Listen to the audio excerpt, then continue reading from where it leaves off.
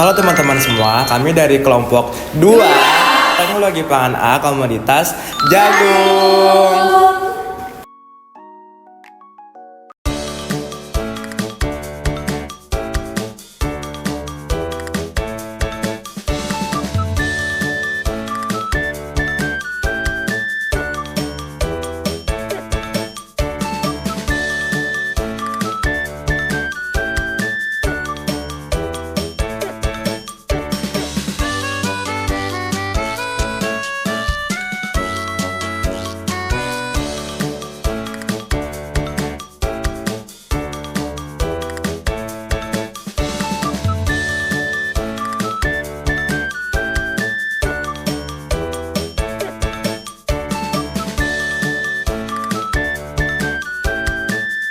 Jagung merupakan salah satu primadona yang diminati oleh banyak orang saat momen pergantian tahun ataupun pesta bakar-bakar.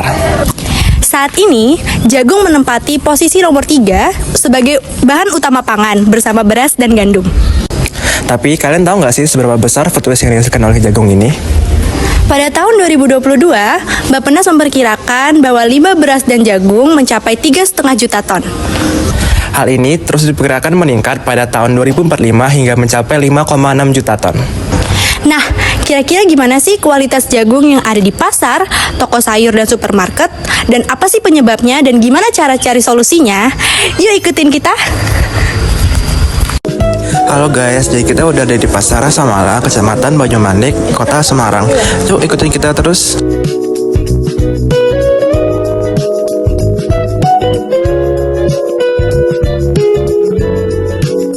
Nah, ini merupakan suasana yang ada di Pasar Rasamala, Banyumanik.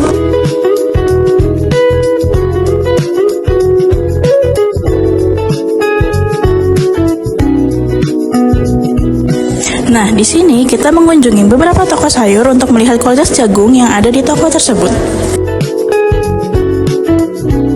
Di pasar, kualitas sangat bervariasi. Ada yang masih segar, terlihat dari kulit yang segar, bijinya penuh, dan tidak terdapat kerusakan. Tetapi, ada juga yang sudah mulai keriput dan terlihat menguning yang menandakan adanya kesalahan dalam pengemasan dan penyimpanan.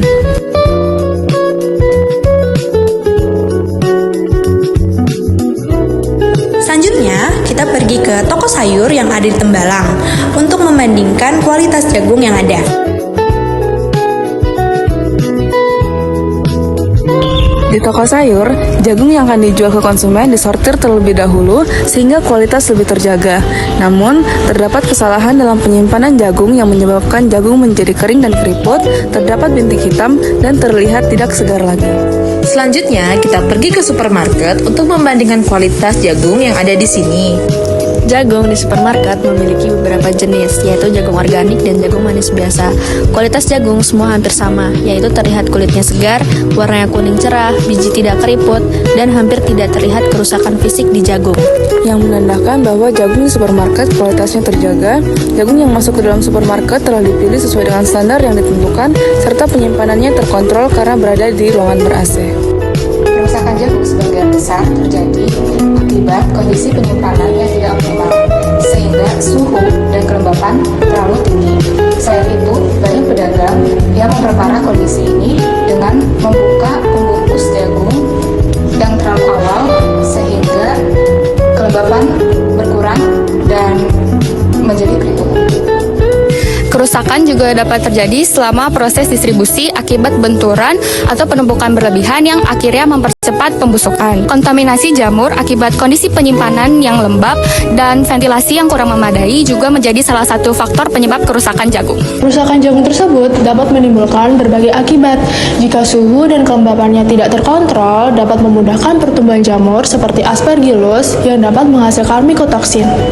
Dengan potensi kerusakan yang dapat terjadi, maka para penjual perlu untuk menjaga kualitas jagung agar tetap baik hingga ke tangan konsumen.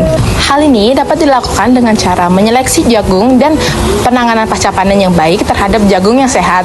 Kemudian, dapat dilakukan juga penyimpanan di tempat yang kering, bersih, dan berventilasi baik untuk mencegah kelembaban yang berlebih pada jagung.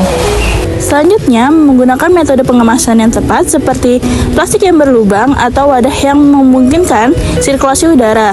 Yang terakhir, mempercepat proses distribusi jagung agar jagung tidak terlalu lama berada di dalam gudang atau rak penyimpanan. Nah, dengan penerapan langkah-langkah tersebut diharapkan jagung yang beredar di dalam pasar kualitasnya dapat terjaga sehingga konsumen mendapatkan jagung yang aman, segar, dan bernilai gizi optimal.